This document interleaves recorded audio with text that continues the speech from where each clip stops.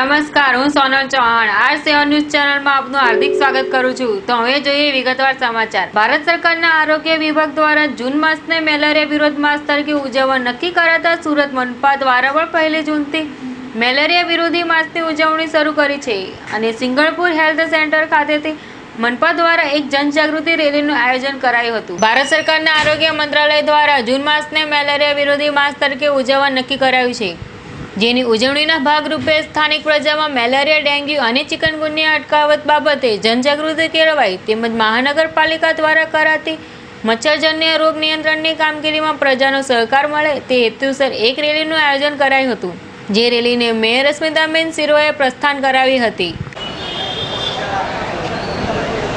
2022 સુધીની અંદર જે દેશમાંથી મેલેરિયા વિરોધી આપણે નાબૂદી કરવાનો છે એની ઝુંબેશ ચાલી રહી છે। મેલેરિયા નાબૂદી કરવી એની ઝુંબેશનો ભાગ એક આપણી બધાની કામગીરીનો એક ભાગ છે। આપણે જેટલા સેન્સિટિવ બનીએ અને જે તે વિભાગનો હમણાં કીધું એક્શન પ્લાન આપણો તૈયાર છે, પણ એક્શન પ્લાનની અંદર જે વિભાગની અંદર જે વ્યક્તિને જવાબદારી સોંપવામાં આવી હોય એ વિભાગની ખૂબ સારી રીતે કામગીરી થશે। એ વિભાગના વ્યક્તિને જ જવાબદાર રહેવામાં આવે એવો પણ એક્શન પ્લાન હોવો જોઈએ અને જે જવાબદારી જેટલા ચોરસ કિલોમીટર વચ્ચે જે જવાબદારી સોંપી હોય એમાં જે કંઈ આ પાણીના ભરાવા, અન્ય જે એના પરિવારો, કુટુંબો, જે કાંઈ મકાનો આવતા હોય એની આજુબાજુની અંદર ગંદકી રહેતી હોય, પાણી ભરાતું હોય, અગાસીની અંદર કોઈ પણ એવા પાત્રો હોય એમાં પાણી હોય, ઘરે જે રાખતા હોય એ પાત્ર હોય એની અંદર જે પાણી રાખતા હોય એ દરેક જગ્યાએ ખૂબ જ તટસ્થ રીતે તપાસ થાય અને એ દૂર કરવા માટે જો ક્યાંય જણાય તો તરવા માટે કોઈ પણ પગલાં બાકી ના રહે એવી કાળજી આપણે સર્વે રાખીશું। તો આ સમાજની અંદર જે આરોગ્યની જવાબદારી છે, માનવ નિરોગી રહે એની જવાબદારી છે, એ આપણા સૌના માથે છે। માત્ર ને માત્ર આપણે આટલી જવાબદારીથી હું આજે આ જાહેર જનતાને પણ અપીલ કરું છું, માત્ર આટલી જવાબદારી સુરત મહાનગરપાલિકાના અધિકારીઓના કરવાથી આ પરિપૂર્ણ નહીં થાય। તો જાહેર જનતાને પણ મારી અપીલ છે કે આ બીમારી કે આ વિસ્તારની અંદર ભોગ કદાચ બને તો આમ જનતા કે કોઈ પણ બની શકતું હોય છે, તો આપણી પણ એક જવાબદારી ખાસ રહે છે કે મારા વિસ્તારની અંદર આવું ક્યાંય મચ્છર દેખાય, પાણી ભરાવો હોય, તમારાથી ન થઈ શકે તાત્કાલિક તમે કોર્પોરેશનની અંદર જાણ કરો, જે તે વિભાગ ઝોન ઓફિસ કે વોર્ડ ઓફિસની અંદર જાણ કરો, જે તે વિસ્તારના કોર્પોરેટરોને જાણ કરો, તે તાકીદે આવી અને તમને ક્યાંય મચ્છર કેવું લાગે તો એ દૂર કરવા માટે આપણે સૌ સાથે મળીને પગલાં સહિયારા ભરીશું તો જ મેલેરિયા નાબૂદી થશે। મેલેરિયા નાબૂદી થવી ખૂબ જરૂરી છે। એના માટે સુરત મહાનગરપાલિકાએ અને શહેરના નગરજનોએ સાથે મળીને જેટલા પણ પ્રયાસ કરવા પડે, તમારા કોઈ સલાહ સૂચનો હોય તો સુરત મહાનગરપાલિકામાં તમે આપજો, ચોક્કસ એ તરફ અમે વિચારણા કરી અને આગળ અમારી કામગીરી કરીશું। અને જ્યારે વ્યવસ્થાના ભાગરૂપે સુરત મહાનગરપાલિકા એમના સર્વે જે વહીવટી તંત્રની અંદર જોડાયેલા હોય, આરોગ્ય વિભાગની અંદર જોડાયેલા હોય, સર્વે ખૂબ કાળજીથી આપણે આપણી વ્યવસ્થા છે, જવાબદારી છે એ સારી રીતે પરિપૂર્ણ કરીશું અને માત્ર ને માત્ર એક જ ઉદ્દેશ રાખશું કે 2022ની ઝુંબેશ નાબૂદી અને અમારા સમાજની અંદર આરોગ્યનું જે એક સ્તર છે ખૂબ ઊંચું આવે, ક્યાંય પણ આવી તકલીફ ના પડે। એક વ્યક્તિને મેલેરિયા થવાથી એના પરિવારજન ઉપર કેટલી ઇફેક્ટ થતી હોય છે, એમની આર્થિક રીતે કેટલી મુશ્કેલીઓ થતી હોય છે અને સાથે સાથે આ બધું જ એમનો કામનો સમય, ધંધાનો સમય, એટલે એની આર્થિક બીમારીથી તો આર્થિક રીતે નુકસાન થાય છે, પ્લસ એમને જે ધંધાકીય રોજગારી રીતે પણ આર્થિક નુકસાની થાય એટલે આખા પરિવાર ઉપર ઇફેક્ટ થાય। આ બધી જ વસ્તુનો વિચાર કરીને વસ્તુમાં રાખી અને સમાજની અંદર ખૂબ ખૂબ આપણે આરોગ્યનું સ્તર ઊંચું આવે એવા સૌ સાથે મળી પ્રયાસો કરીએ। એવી હું આ તબક્કે સર્વ અધિકારી વિભાગ પાસે આશા અપેક્ષા રાખું છું અને આમ જનતા પાસે પણ અપેક્ષા રાખું છું કે આ અમારા કાર્યની અંદર સમાજને જે નિરોગી રાખવાના કાર્યને આપનો સર્વનો ખૂબ સહકાર રહેશે એવી આશા સાથે વિરમું છું. જય હિન્દ, જય જય ગુજરાત. સુરત મહાનગરપાલિકા દ્વારા મેલેરિયા વિરુદ્ધ મહાસંઘે યોજાયેલી જનજાગૃતિ રેલીમાં મનપાના અધિકારીઓ અને પદાધિકારીઓ પણ જોડાયા હતા. તો ખાસ વાત એ છે કે સુરત મહાનગરપાલિકા દ્વારા પ્રથમવાર મનપાના નિયંત્રણ કાર્ડમાં વિપક્ષી નેતાનો અતિથિ વિશેષમાં નામ ઉમેરાતા રાજકીય ચર્ચાઓ પણ જોર પકડ્યું હતું. હાર્દિક પટેલ હાઈકોર્ટના આદેશ મુજબ ગુરુવારે ક્રાઇમ બ્રાન્ચમાં હાજરી પુરાવવા પહોંચ્યો હતો. બાદમાં મીડિયા સાથેની વાતચીતમાં હાર્દિકે જણાવ્યું હતું કે પાટીદાર સમાજથી ભાજપને થયેલા નુકસાનને ભરવા માટે ભાજપ પ્રમુખ અમિત શાહ આદિવાસીઓના ઘરે ભોજન ડિપ્લોમસી કરી જે પોલિટિકલ સ્ટન્ટ હોવાનું સૌ કોઈ જાણે છે. સાથે જ ગૌ હત્યાને બંધ કરવાની વાત કરતા ભાજપના રાજમાં બીફમાં દેશ નંબર 1 બન્યા હોવાનો આક્ષેપ હાર્દિકે કર્યો હતો. હાર્દિક પટેલે ક્રાઇમ બ્રાન્ચમાં હાજરી પુરાવ્યા બાદ જણાવ્યું હતું કે પાટીદારો પરેશાન છે ત્યારે આ આદિવાસીઓ તરફ ભાજપ ઝૂક્યો હોય તેમ ભોજન ડિપ્લોમસી અમિત શાહ દ્વારા કરાય છે, પરંતુ આદિવાસીઓ તરફ તેમણે આટલા વર્ષોમાં કેટલું ધ્યાન આપ્યું તે આદિવાસી સમાજ ચોક્કસ જાણે છે અને આગામી દિવસોમાં પણ આદિવાસી સમાજે શું કરવું તે ખરી રીતે જાણે છે. માટે ભાજપીઓ દ્વારા જે પ્રયાસ કરવામાં આવે છે તેનાથી નક્કર ફાયદો નહીં થાય તેમ હાર્દિક વધુમાં કહ્યું હતું. તો ગૌ હત્યા મુદ્દે ભાજપની નીતિની ટીકા કરતા જણાવ્યું હતું કે કથનની કરણીમાં ફેર છે. ગૌ હત્યા બંધ થવી જોઈએ તેવા નારા લગાવતી ભાજપની સરકારમાં જ સૌથી વધુ બીફની નિકાસ કરાય છે અને તેના કારણે જ દેશ વિશ્વમાં બીફને લઈને નંબર 1 બની ગયો છે. કાયદો બનાવીને ગૌ હત્યા રોકવી જોઈએ પણ તેવું કરાતું નથી. સાથે શંભુ મહારાજ પર થયેલા હુમલા અંગે હાર્દિક કહ્યું હતું કે આ નેતાઓ વિશે બધા બધું જાણે છે. જાહેરમાં થયેલા આ રીતના હુમલાથી બંનેના સંસ્કારો જાહેરમાં દેખાય છે અને લોકો પણ જાણી ગયા છે. દર ગુરુવારનો જે કાયદાકીય સમય પ્રમાણે તો હાજર રહેવું જ પડે, એના માટે હાજર રહીએ છીએ. પરંતુ ગુજરાતની અંદર જ્યારે નરેન્દ્રભાઈ મોદી મુખ્યમંત્રી હતા ત્યારે ઘણી બધી ગૌ હત્યાના મુદ્દે ચર્ચાઓ કરાતી હતી. ગૌ હત્યા બંધ થવી જોઈએ. આજે આપણે ભારતીય જનતા પાર્ટીને ભારત દેશની અંદર સરકાર છે ત્યારે બીફ એક્સપર્ટમાં હિન્દુસ્તાન પ્રથમ નંબરે છે. તો ક્યાંક ને ક્યાંક કરની અને કાર્ય કરવામાં પણ ફેર પડી રહ્યો છે એ લોકોને. અને જે 2 દિવસ પહેલાં શંભુ પ્રસાદ મહારાજ ઉપવાસ ઉપર હતા અને અંદર બધા બાજીયા એટલે પોતપોતાની સંસ્કૃતિનું પ્રદર્શન બધા ભેગા મળીને કરી રહ્યા છે અને એમાં જનતા ક્યાંક ને ક્યાંક પીછાઈ રહી છે. હાર્દિક વધુમાં કહ્યું હતું કે આગામી સમયમાં લોકોએ શું કરવું તે બધાને ખબર જ છે. હાર્દિક સાથે જ અલ્પેશ ઠાકોરે બનાવેલી પાર્ટી અને તેમના સમાજનું સમર્થન સહયોગ છે તે સારી વાત હોવાનું કહ્યું હતું. ઉત્તર ભારત તરફની વધુ ટ્રેનો શરૂ કરવા માટેની સંસદ CR પાટીલની બોગસ જાહેરાત હોવાના આક્ષેપ સાથે બુધવારે શહેર કોંગ્રેસના આગેવાનોએ સુરત રેલવે સ્ટેશનના HRO CR ગરુડાને આવેદનપત્ર આપી રજૂઆત કરી હતી. સુરત મહાનગરપાલિકાના વિરોધ પક્ષના નેતા પ્રફુલ્લ તોગડિયા સહિતના કોંગ્રેસીઓએ જણાવ્યું હતું કે સાંસદ CR પાટીલ દ્વારા ઉત્તર ભારત તરફની 3 નવી ટ્રેનોની જાહેરાત કરાઈ હતી, જેમાં દર રવિવારે દોડનારી Udhna Jayanagar Jansadharan express, Bandra Patna AC coach Humsafar express અને સુરત વારાણસી હોલિડે સાપ્તાહિક નવી ટ્રેન શરૂ થવાની હોવાનું જણાવ્યું હતું. જેને પગલે શહેરીજનોએ રેલવે સ્ટેશન પર પહોંચી જઈ 3 નવી ટ્રેનની ટિકિટની માંગણી કરી હતી, પરંતુ રેલવે તંત્ર દ્વારા આવી કોઈ નવી જાહેરાત કરાઈ ન હોવાનો ખુલાસો કરાયો હતો, જેથી સાંસદ CR પાટીલ લોકોને ગુમરાહ કરતા હોવાનો આક્ષેપ કોંગ્રેસ દ્વારા કરાયો હતો. જ્યારે વર્તમાન પેપરની અંદર ભારત સરકારના સાંસદ CR પાટીલે બધા જ પેપરમાં વડાપ્રધાન સાથે રેલ મંત્રી સાથે ખોટા આપીને મોટી જાહેરાતો આપી ઉત્તર ભારતીયોને અને બિહારીઓને લોકોને ખોટી લાલસામાં અને ખોટે ગુમરાહ કર્યા, ખોટા રસ્તે કે આટલી ટ્રેનો મેં ચાલુ કરી છે.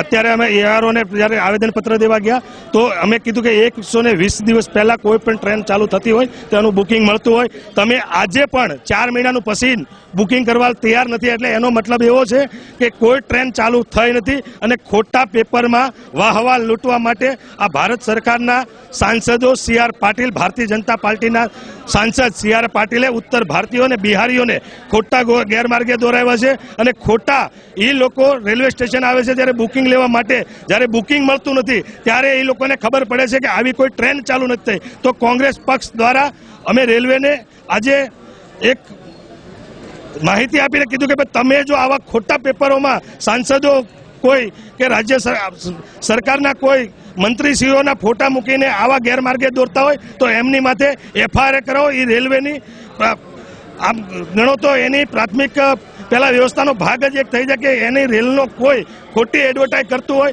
તો એને એફઆઈઆર રેલવે જ કરાવે, એવી અમારી માંગ હતી.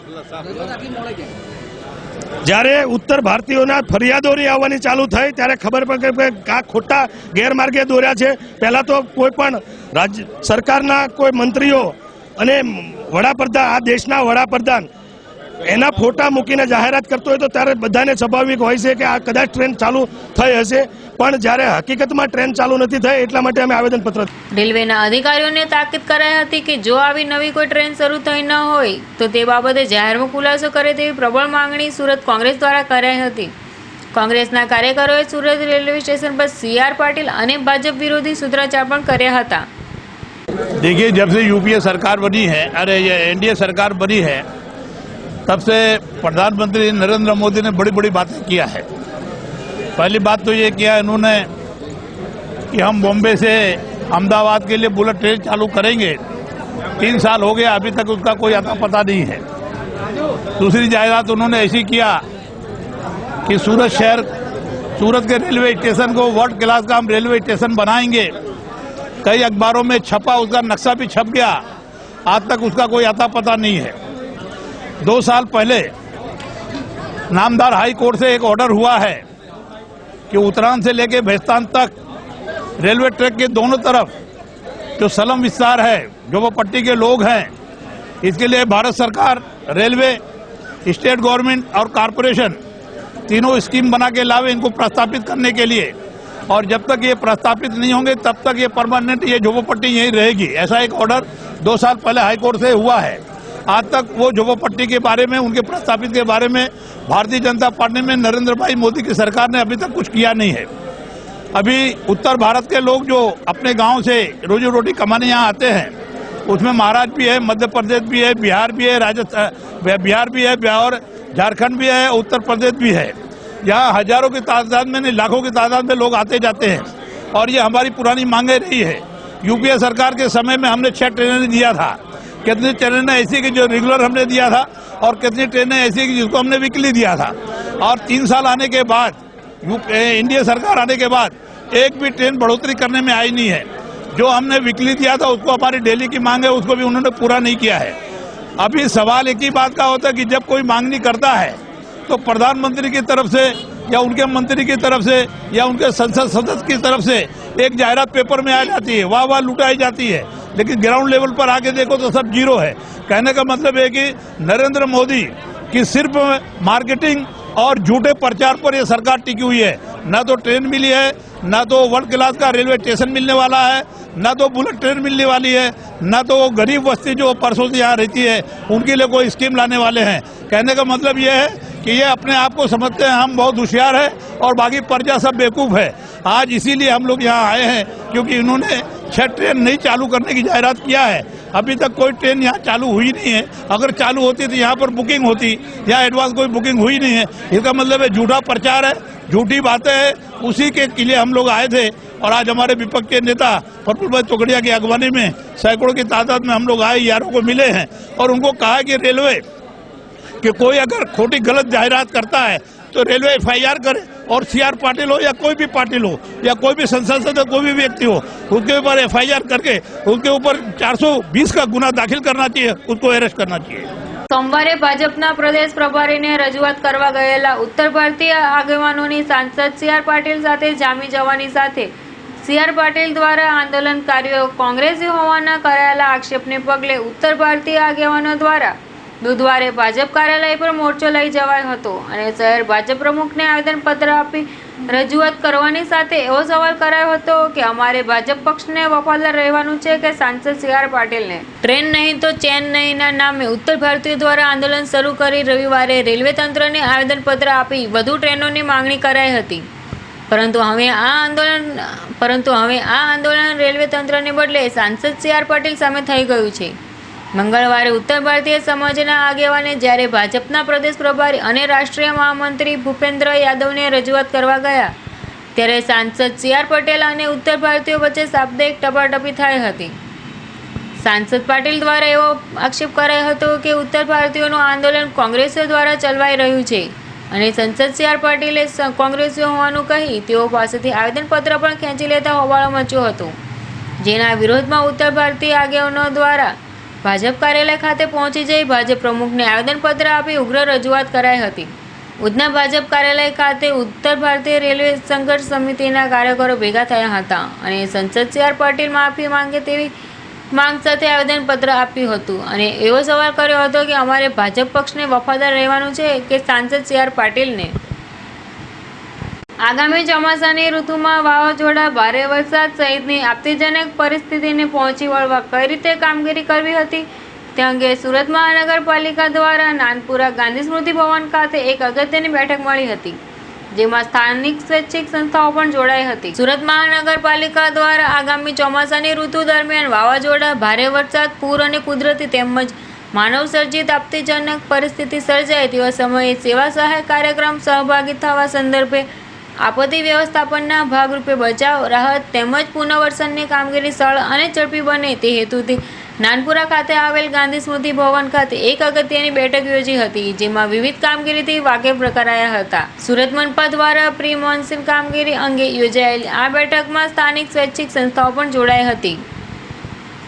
રાંદેર તાળવાડી પ્રમુખ ચેમ્બર ખાતે દુકાનમાં સ્પાના નામે ગુટખાનું ચલાવતા હોવાની માહિતીના આધારે પીસીબી પોલીસે દરોડા પાડી 3 યુવતીઓને મુક્ત કરાવી કૂટણખાનાની સંચાલિકા અને મેનેજરની પોલીસે ધરપકડ કરી હતી. પોલીસ કમિશનર સતીશ શર્માએ શહેરમાંથી ઇમોરલ ટ્રાફિકની પ્રવૃત્તિ પર દરોડા પાડી કાયદેસરી કાર્યવાહી કરી ગેરકાયદે પ્રવૃત્તિ બંધ કરાવી યુવાન ધનને બરબાદ થતા અટકાવવા આપેલી સૂચનાના આધારે પીસીબી પોલીસે બાતમીના આધારે રાંદેર તાળવાડી ખાતે આવેલ પ્રમુખ એપાર્ટમેન્ટમાં દરોડા પાડી ત્યાંથી નિખાર સ્પાના નામે ચાલતા કૂટણખાનાને ઝડપી પાડી 3 યુવતીને બચાવી લઈ સ્પાના નામે કૂટણખાનું ચલાવનાર સંચાલક લિંબાયતની રીનાબેન મિશ્રા તથા તેના મેનેજર સુનિલ યાદવની ધરપકડ કરી હતી અને તેઓ વિરુદ્ધ પોલીસે કાયદેસરની કાર્યવાહી હાથ ધરી હતી. લેખક અને પત્રકાર ભગવતી કુમાર શર્માના 84મા જન્મદિવસે સુરત મહાનગરપાલિકા દ્વારા સાયન્સ સેન્ટર ખાતે કથા વિશેષ ભગવતી કુમાર શર્મા સર્જક કથા વિષય પર એક કાર્યક્રમનું આયોજન કરાયું હતું. જાણીતા પત્રકાર અને લેખક ભગવતી કુમાર શર્માના 84મા જન્મદિવસ નિમિત્તે સુરત મહાનગરપાલિકા દ્વારા સાયન્સ સેન્ટર ખાતે કથા વિશેષ ભગવતી કુમાર શર્મા સર્જક કથા વિષય પર કાર્યક્રમનું આયોજન કર્યું હતું, જેમાં ડોક્ટર ગુણવંત વ્યાસે ભગવતી કુમાર શર્માના જીવન વિશે વાત કરી હતી. એમણે જણાવ્યું હતું કે ભગવતી કુમાર શર્મા અધૂરા મહિને એટલે 8 મહિને જન્મ્યા હતા. અધૂરા મહિને જન્મેલા બાળક તરત મૃત્યુ પામે છે અને જો તે જીવ જાય તો મોટું નામ કરે છે. ભગવતી કુમાર શર્મા એકના એક પુત્ર હોવાથી તેમના ઘરે તેમને વિશેષ કાળજી લેવાતી હતી. નાનપણમાં તેમને આંખોની બીમારી હતી એટલે ડૉક્ટરે એવું કહ્યું હતું કે તેઓ કંઈક નહીં કરી શકશે, પરંતુ તેમને સરસ્વતીનું વરદાન હોવાથી સાહિત્યમાં જબરદસ્ત કામ કર્યું છે. ગાંધીજીની હત્યા થઈ ત્યારે ભગવતી કુમાર શર્મા 17 વર્ષના હતા અને અરસમાં તેમણે પહેલી કવિતા લખી હતી. ત્યારબાદ કવિતા અને ગઝલ લખવાનું જ્ઞાન મનહરલાલ ચોકસી પાસેથી લીધું હતું. તેમના પાડોશમાં મહાદેવ શાસ્ત્રી રહેતા હતા એટલે સંગીતનું પણ જ્ઞાન મેળવ્યું હતું. તેમને કોઈ પૂછતું કે તમે લેખક અથવા પત્રકાર ન બન્યા હોત તો શું બનત, ત્યારે કહેતા હતા કે હું ગાયક બન્યો હોત. કળા પ્રત્યે પ્રેમ દાખવનાર આપ સૌનું હું અભિવાદન કરું. એક ભગવતીભાઈનો શેર યાદ આવે છે. એ લખે છે કે આમ જો હું કહેવા બેસું તો વર્ષો વીતી જશે ને આમ જો તું સાંભળે તો એ ક્ષણની વાત છે. ભગવતીભાઈ વિશે કે એમની સર્જન યાત્રા વિશે માંડીને વાત કરવી હોય તો દિવસો ને મહિનાઓ સુધી વાત થઈ શકે.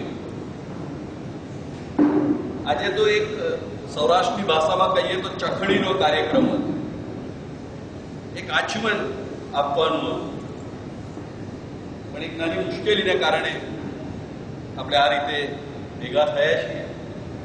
હું બહુ રાજી થાઉં છું કે ભગવતીભાઈ અને કળા પ્રત્યેનો તમારો પ્રેમ કેવો છે કે તમે તકલીફ વેઠીને પણ આ રીતે અહીંયા બેઠા છો અને એક ગરિમાને તમે સાચવી છે. એ માણસે